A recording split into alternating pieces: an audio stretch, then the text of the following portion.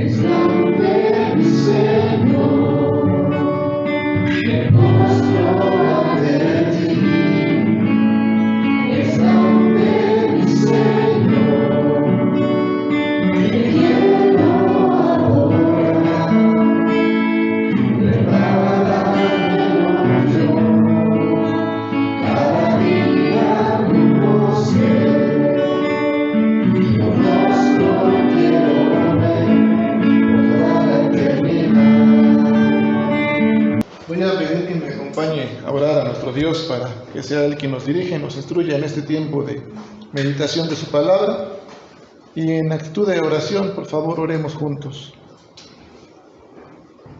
Padre amado, gracias Señor, te doy por esta oportunidad que me concedes para compartir tu palabra, Señor, y para abrir nuestro corazón para recibir esa palabra, Señor.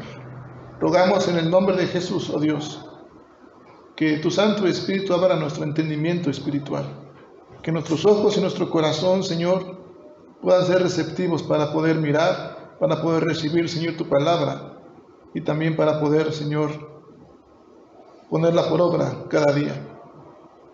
Te ruego que tú me ilumines con tu Santo Espíritu, Señor, que también junto con mis hermanos podamos aprender cada día y poder, Señor, agradarte en toda nuestra manera de vivir, en base a lo que nos enseñes en esta mañana.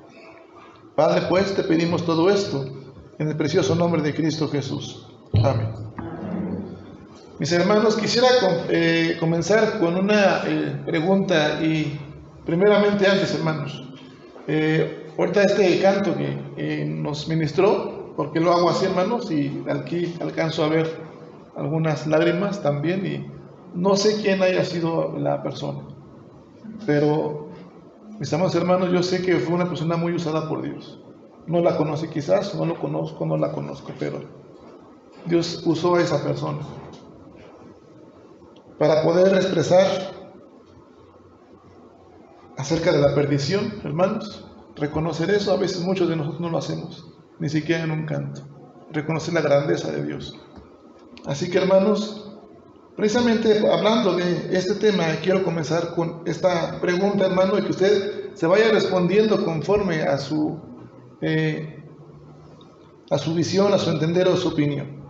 Apunte, por favor, o vaya meditando. Y quisiera preguntarle, ¿qué opinión tiene usted acerca de Jesús? Pregúntese, por favor, ¿qué opinión tiene acerca de Jesús? Usted, ¿qué opinión tiene acerca de Jesús? Quiero comenzar leyendo Éxodo, capítulo 23. Yo solamente voy a leer versículos salteados en esta parte del capítulo. El capítulo 23, versículo 10, mis amados hermanos, dice de esta manera. Lo voy a leer para que usted me pueda seguir con su vista en Reina Valera. Dice: 6 años sembrarás tu tierra y recogerás tu cosecha. Versículo 11 dice: mas el 7º año la dejarás libre para que coman los pobres de tu pueblo, y de lo que quedare comerán las bestias del campo. Así harás con tu viña y con tu olivar. Versículo 12 dice: 6 días trabajarás y al 7º día reposarás, para que descanse tu buey y tu asno, y tome refrigerio el hijo de tu sierva y el extranjero. Y versículo 13 dice: y todo lo que os he dicho, guardadlo, y nombre de otros dioses no mentaréis, ni se oirá de vuestra boca. El versículo 14 al 19 dice así, hermanos: 3 veces en el año me celebraréis fiesta. La fiesta de los panes sin levadura guardarás. 7 días comerás los panes sin levadura, como yo te mandé en el tiempo del mes de Abib, porque en él saliste de Egipto, y ninguno se presentará delante de mí con las manos vacías. Versículo 16. También la fiesta de la siega de los primeros frutos de tus labores que hubieres sembrado en el campo, y la fiesta de la cosecha a la salida del año, cuando hayas recogido los frutos de tus labores del campo.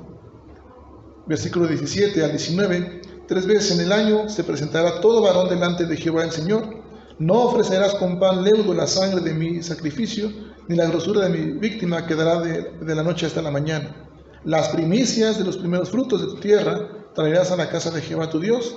No guisarás el cabrito en la leche de su madre. Amén. versículo 25, hermanos.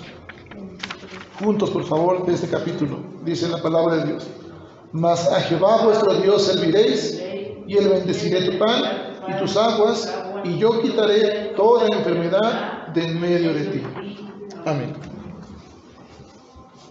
Mis amados hermanos, estamos viendo en este Antiguo Testamento lo que el pueblo de Israel iba a ser llamado, y al día de hoy muchos todavía realizan. Primeramente, hermanos, habla de las cosechas. Habla de un tiempo donde mucha gente cosechaba y segaba, y tenían que vigilar sus tierras, cosechar y darle mantenimiento a esas tierras. También dice la Escritura que solamente se iba a trabajar ¿cuántos días? 6 días, y al séptimo, ¿qué se iba a hacer? Descansar y reposar. Mis amados hermanos, entendemos el día de reposo y lo hemos conocido como este día domingo. Y se entienden, hermanos, las labores. Créanme que de manera muy humilde entiendo las labores, sobre todo en esta región, porque hay actividad y compromisos, tanto labores como comerciales, porque pues es una región o una zona o un municipio donde la mayor parte de ingresos o de fuente de ingresos es el comercio, ¿verdad? Y todos tienen que estar al pendiente de ese comercio y la fuente de ingresos. Y sin embargo, hermanos, como hijos de Dios, nosotros tenemos que reflejar nuestra identidad. ¿Somos qué? Hijos de Dios. ¿Somos seguidores de quién? De Jesucristo. Y tenemos que marcar la diferencia y evitar caer, mis amados hermanos, en adicciones. Adicciones a las tentaciones, adicciones a las atracciones triviales quizás de esta vida, pero también adicciones a veces hasta el mismo trabajo. Mis amados hermanos, cuando caemos en este tipo de situaciones, no solamente nos volvemos personas adictas a estos tipos de situaciones, sino que también ponemos en riesgo nuestra identidad como hijos de Dios. A veces nos hacemos imágenes propias. El trabajo, hermanos, las atracciones de esta vida, las cosas triviales, pueden ser un ídolo en nosotros al ponerlo en el lugar que le corresponde ¿a quién? A Dios. Y lo que ofrecemos a Dios, mis amados hermanos, serán gotas de adoración, gotas de servicio, cosas temporales. Veamos, hermanos, lo que los israelitas hacían como un llamado de Dios. Vimos en Éxodo capítulo 23, del 14 al 19, y dijimos que 3 cosas hacían, 3 celebraciones. Vea su Biblia, por favor, en este capítulo 23 de Éxodo. Dice la Escritura que había 3 fiestas al año. ¿Cuáles eran? La fiesta de los panes sin levadura. Ajá. ¿Qué más? Versículo 16. La fiesta de la siega de los primeros frutos. ¿Y la tercera cuál es? ¿Qué tipo de cosecha era? La final, exactamente, al final del año. Ajá. Es importante, hermanos, observar con detenimiento esto. Y lo veíamos hace un rato en la Escuela de Formación Cristiana. Panes sin levadura. La primera fiesta de los panes, ¿qué? Sin levadura. Pregunto, hermanos, durante la semana hemos estado haciendo los devocionales correspondientes. Levantemos la mano si lo hacemos así. Amén. ¿Sí? Cuando hacemos un devocional, ¿cómo lo hacemos, hermanos? ¿Estamos escuchando la explicación? ¿O solamente es eso? ¿O también alabo, adoro, oro a Dios y leo la Biblia? Cuando veíamos en la semana acerca de esta fiesta de los panes sin levadura, mis amados hermanos, yo decía que este tipo de preparación era durante 7 días. ¿Escuchó esa explicación? Durante 7 días los israelitas tenían que preparar alimento que no contuviera ¿qué? Levadura. Y no solamente eso, hermanos, sino que a veces también se mandaba, más bien ahí en la Escritura puede usted ver que también decía que en los hogares no tenía que haber rastro de levadura alguna. ¿Qué es la levadura, hermanos? Es algo que leuda, dicen, toda la masa, que deforma, es una descomposición. Yo les explicaba en las explicaciones de la semana. Y de la misma manera, hermanos, en la vida espiritual, estas levaduras pueden ser atracciones, pueden ser cosas que a veces decimos no está mal y lo ponemos antes que el Señor, o en el lugar que le corresponde al Señor, y lo que termina haciendo es alejándonos del camino de Dios porque nos mezclamos. En la vida espiritual, mis amados hermanos, durante los 7 días es así: llevar una vida de devocional en comunión con Dios, y al siguiente día, cuando vaya a la casa de Dios, expresar esa adoración, esa devoción en comunión con Dios a través de una vida llena del Espíritu de Dios. También, hermanos, lo que hacían ellos era la cosecha de los primeros frutos, las primicias. Cuando usted viene a adorar a Dios, ¿cómo viene, hermano? ¿Qué es lo que le está entregando a Dios? Ciertamente Dios está para escuchar nuestras necesidades, llevar nuestros dolores y nuestras cargas, porque ya lo hizo en la persona de Jesús. Pero hemos de traer, si tuve un problema, sea enfermedad, sea quizás molestia con mi esposo, con mis hijos, con mis padres, lo traigo aquí a los pies de Jesús. Lo pongo a los pies de Jesús. Pero yo adoro y me concentro en darle lo mejor a Dios. La cosecha final, y dice la Escritura más adelante en el versículo 19, que aquellos que hemos de llevar a la casa del Señor, hemos de llevar lo mejor de las primicias, lo mejor de los primeros frutos. Ahora, mis amados hermanos, eso solamente es un contexto, porque hoy todavía muchos viven, hermanos, atraídos, y discúlpenme la palabra, atareados, acelerados, preocupados, dedicados más a las atracciones, dedicados más a las cosas triviales de este mundo, a las labores, que dedicados al Señor, poniendo en riesgo su identidad como hijos de Dios. ¿Por qué sucede esto, hermanos? Vayamos ahora al Nuevo Testamento y vayamos al Evangelio de Marcos, por favor.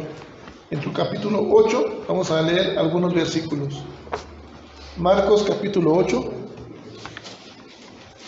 y voy a leer del 27 al 33 para que me siga con su vista, por favor.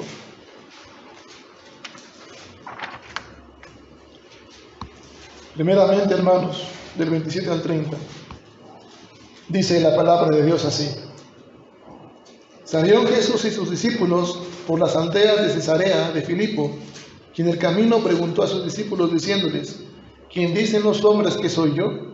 Ellos respondieron: unos Juan el Bautista, otros Elías, y otros algunos de los profetas. Entonces él les dijo: ¿y vosotros, quién decís que soy? Respondiendo Pedro le dijo: tú eres el Cristo. Pero él les mandó que no dijesen esto de él. ¿A quién? A ninguno. Mis amados hermanos, usted conocerá que los evangelios son biografías teológicas. Es decir, ¿a qué me refiero con esto? Una biografía, pues es no solamente los evangelistas que escribieron estos evangelios, valga la redundancia, no solamente se limitaron a narrar de manera cronológica o de manera ordenada historias acerca de la vida de Jesús, sino más bien que ellos eligieron aquellos sucesos que vivieron con el mismo Señor, porque son testigos oculares y visuales que estuvieron con Jesús, y ellos lo plasman en sus evangelios, cada uno con su particularidad también. Ahora, del capítulo 1, hermanos, al capítulo 8 que hemos leído ahorita, hasta este verso, podemos notar que Marcos está planteando una sola pregunta: que si Jesús era el Hijo de Dios. Se plantea esa pregunta Marcos. Ahora también, hermanos, ¿cuánto tiempo usted ha orado? ¿Al día de hoy espera algo en oración que Dios no le ha respondido? Quizás sí. Hoy una de mis tías, desde hace 15 años por lo menos, ora por mi primo con cáncer desde hace 15 años y espera una sanidad.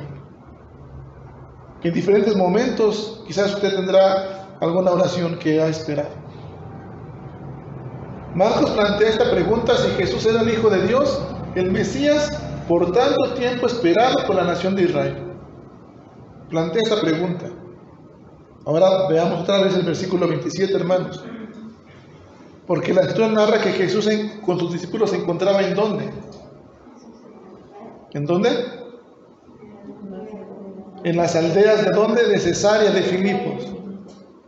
Esta era, hermanos, una región que estaba al norte de Palestina, pero era una región que en su mayormente era poblada por gentiles.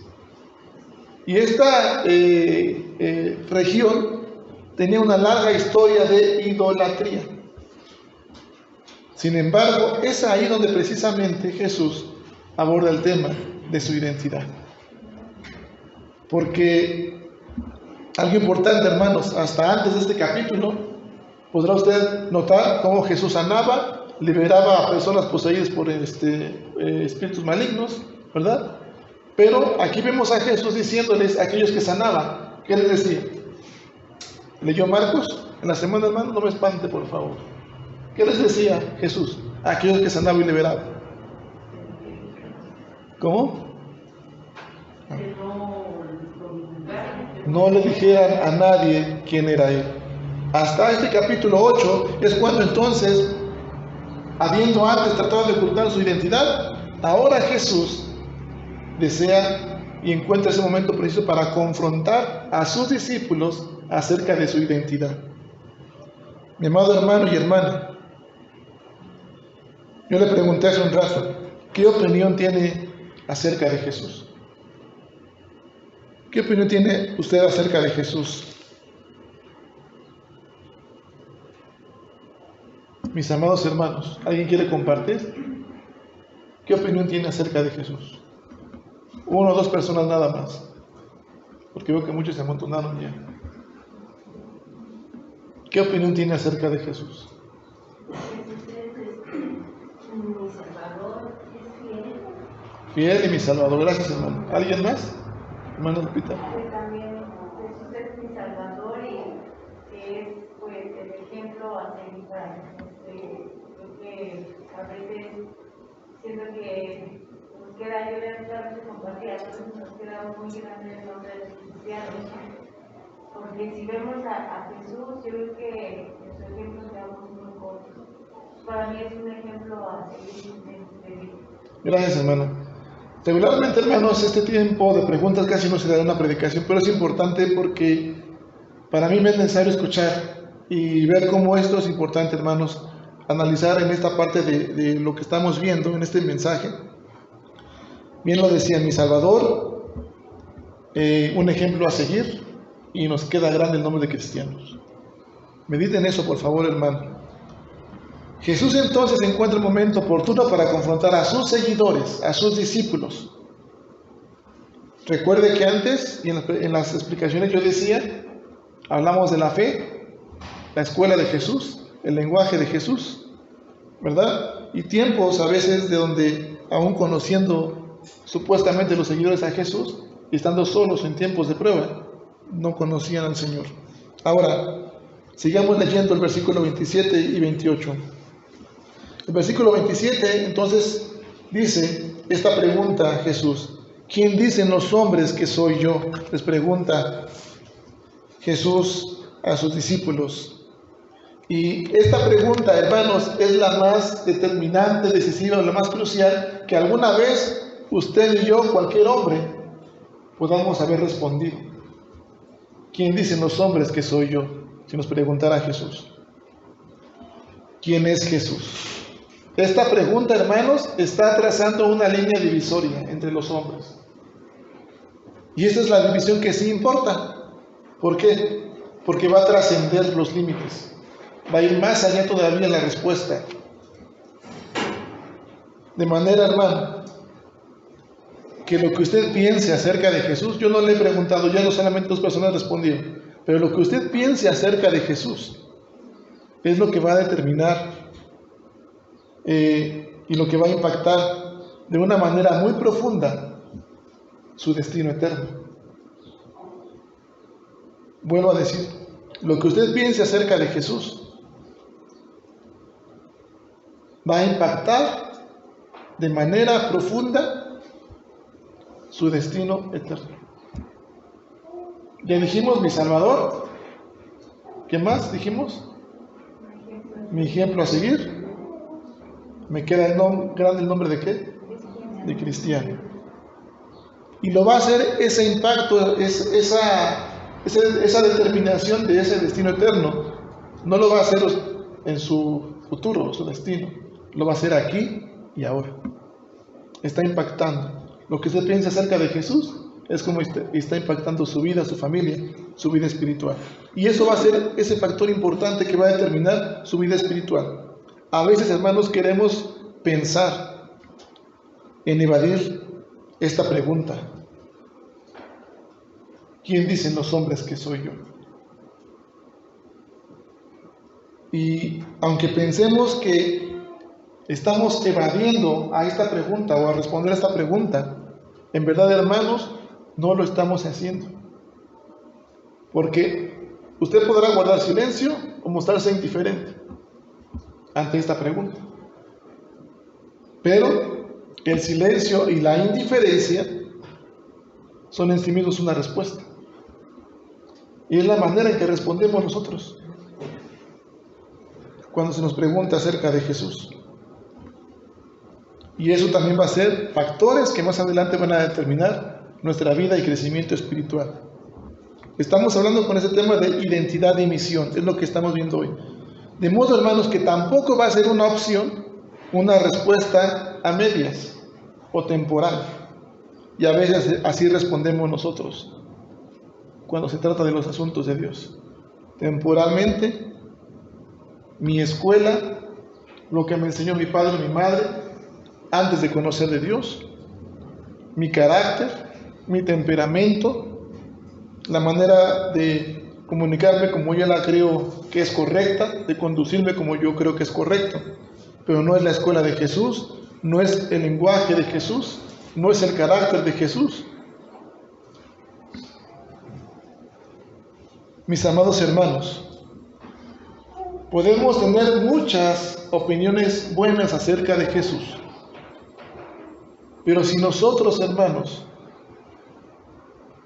no nos rendimos completamente a Él, no entregamos nuestra vida completamente a Él, en vano es que tenga usted una opinión muy buena acerca de Jesús.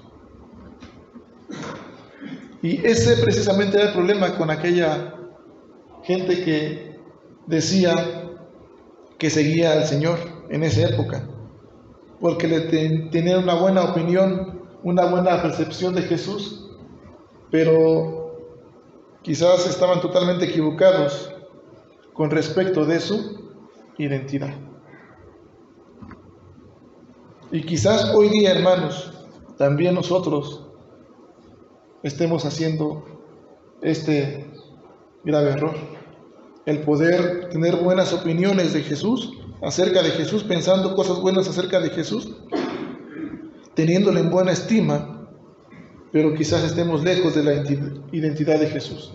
Ya lo decía mi hermana Lupita, ¿no? Nos queda grande el nombre de ¿qué? De cristianos. Veamos la respuesta de aquellos discípulos cuando Jesús les pregunta: ¿quién dice la gente que soy yo? Versículo 28, ¿qué dice? Algunos dicen que ¿quién? Juan el Bautista, otros Elías, ¿y quién más? Otros ¿quién? Algunos de los profetas. Y podemos ver nosotros, hermanos, en esta parte de la escritura, que puede ser una honra el haber, digamos, relacionado a este hombre Jesús con Elías, con Juan el Bautista, o con un profeta, porque pues Elías era hombre de Dios, amén. Juan el Bautista fue un hombre de Dios. Los profetas eran hombres de Dios, llevaban su mensaje. Si lo tenían en alta estima, Dice ahí la palabra. Algunos dicen Juan el Bautista, otros Elías y otros algunos de los profetas. Pero hermanos, su estima no era lo suficientemente alta. Porque esos hombres que eran precursores del Mesías. Si nosotros observamos con ojos espirituales, pidiéndole a Dios que abra nuestro entendimiento espiritual, podamos nosotros observar bien, hermanos, que ciertamente puede ser honra el compararlo con Elías, con Juan el Bautista.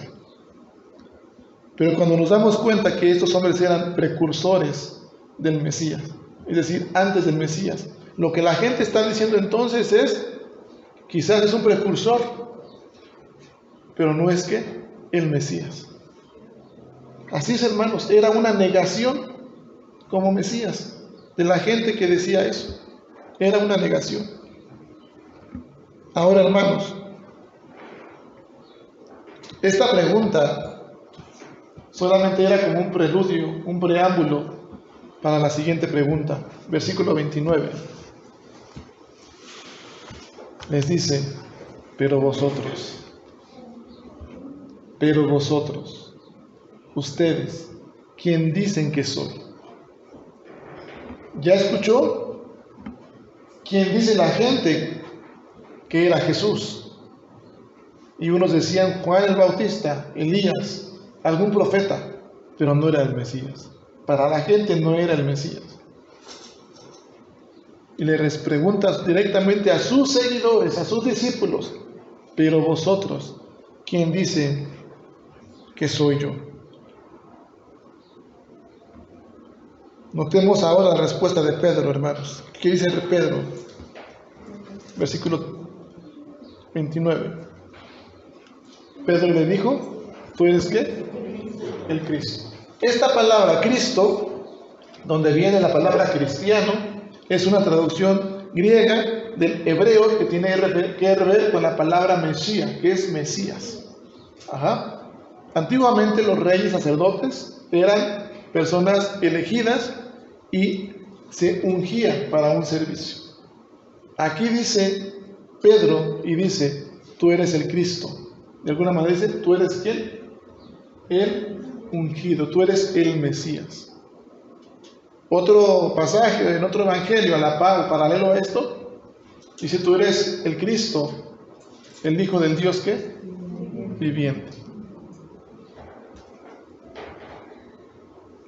Le pregunto, hermano, ¿eso es realmente lo que usted cree?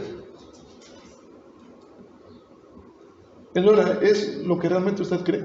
¿Lo que piensa acerca de Jesús? ¿Tú eres quién? El Cristo, el Mesías, el ungido, el Hijo del Dios viviente.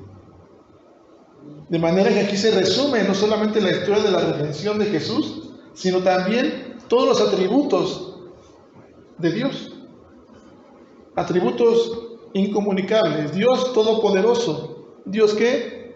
Omnisciente. ¿Qué más? Omnipresente, presente en todo momento, todopoderoso, omnipotente, todopoderoso, omnisciente, todo lo conoce y lo sabe. Omnipresente, ¿qué más? En todas partes está. Eterno, principio al fin eterno. Mis amados hermanos, ¿eso es realmente lo que usted cree y piensa acerca de Jesús? ¿Sí? Levante la mano quien lo hace así. Le pregunto entonces, hermano, si eso realmente y su respuesta fue que sí, ¿por qué se entristece? ¿Por qué se preocupa? ¿Por qué se aflige? Si tenemos un Dios que todopoderoso, tenemos un Dios que está presente en todo momento. Decía mi hermano Leo ahorita, en el principio, desde la eternidad y hasta la eternidad. Un Dios que todo lo conoce. Ciertamente tenemos que presentar nuestras necesidades delante de Él, pero ya lo conoce todo. Es un Dios que eterno. Si tenemos necesidad alguna vez de algún abrazo, como Padre eterno, su abrazo va a perdurar eternamente, siempre y cuando le busquemos. Pero a veces, hermanos, ponemos en riesgo nuestra identidad. por las cosas triviales, por una vida acelerada, por poner cosas en el lugar que le corresponde a Dios. Y como esta gente, como estos seguidores, pensamos que es un profeta, pensamos que solamente es alguien que nos puede ayudar, pero no le conocemos como ese Salvador, no le conocemos como ese ejemplo a seguir, no le conocemos como quién, como ese Dios todopoderoso, como el Rey. ¿Y por qué sucede esto, hermanos? Porque adoptamos identidades externas. Quiero aclarar bien la pregunta. La pregunta que yo hice hace un rato es, ¿eso es lo que usted cree y piensa acerca de Jesús? ¿Que es el Cristo? Porque la pregunta no es, ¿qué es lo que piensa su padre o su madre acerca de Jesús? La pregunta no es, ¿qué piensa su hermano o su hermana acerca de Jesús? Tampoco, ¿qué piensa su esposo o su esposa acerca de Jesús? Aquí lo importante es lo que usted piensa y cree acerca de Jesús. Sigo leyendo, hermanos, y voy terminando. La identidad entonces que tenemos que reflejar ante los hombres desde nuestro hogar es la identidad de ¿quién? De ese Mesías, de ese Jesucristo, de ese Dios y Padre eterno, no aferrándose a su divinidad sin dejar de ser Dios, sino tomando la condición de hombre, sin escatimar. Ahora, mis amados hermanos, versículo 31 en adelante, dice, y comenzó a enseñarles que le era necesario al Hijo del Hombre padecer mucho y ser desechado por los ancianos, por los principales sacerdotes y por los escribas, y ser muerto y resucitar después de 3 días. Esto les decía claramente, pero Pedro le tomó aparte, dice el versículo 32, y comenzó ¿a qué? A reconvenirle. Lo comenzó ¿a qué? A reprender Pedro a Jesús. Con ese carácter, ¿cómo era Pedro, hermanos? Impulsivo. Versículo 33, pero él volviéndose y mirando a los discípulos reprendió a Pedro diciendo, quítate delante de mí, Satanás, porque no pones la mira, ¿qué dice? Sino que en la de los hombres. Otra traducción dice, no tienes la mente de Dios, tienes la mente de los hombres. Y así nos conducimos muchas veces nosotros, hermanos, y dice, llamando a la gente y a sus discípulos, les dijo, si alguno quiere venir en pos de mí, ¿qué dice?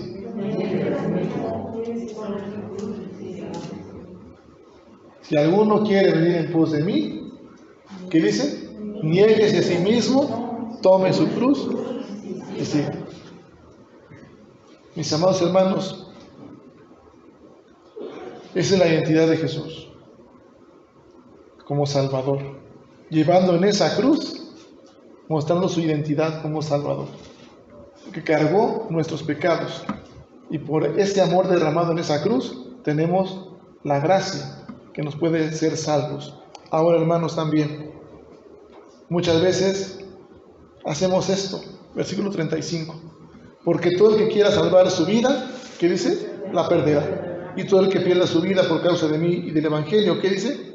La salvará. Porque ¿qué aprovechará al hombre si ganare todo el mundo y perdiere su alma? ¿O qué recompensa dará el hombre por su alma? Porque el que se avergonzare de mí y de mis palabras en esta generación adúltera y pecadora, el Hijo del Hombre se avergonzará también de él cuando venga la gloria de su Padre con los santos ángeles. Mis amados hermanos, es un llamado a obedecer primeramente y reflejar la identidad de Cristo como hijos de Dios y como cristianos. Ciertamente nos puede estar quedando el nombre grande como cristianos, porque ponemos en primer lugar cosas personales, triviales, antes que las cosas de Dios, porque no tenemos la mente de Dios, pensamos como los hombres también, y seguimos pensando como aquellos hombres que tenemos en alta estima a Jesús, pero nuestra estima no es suficientemente alta, y por eso nos queda grande ese nombre como cristianos. ¿Y cuál es nuestra misión, hermanos? Reflejar sí esa identidad, pero nuestra misión como hijos de Dios primeramente es también compartir la palabra de Dios, pero habiéndonos negado a nosotros mismos, llevar la cruz de Jesús también y llenarnos primeramente nosotros, y entonces sí salir a compartir lo que Dios ha hecho en nuestra vida.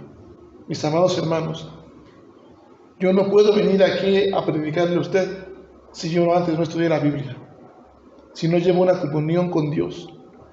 Si yo no llevo una comunión con Dios, una vida devocional, una vida disciplina bíblica, yo no tengo nada que decirle, hermano y hermana.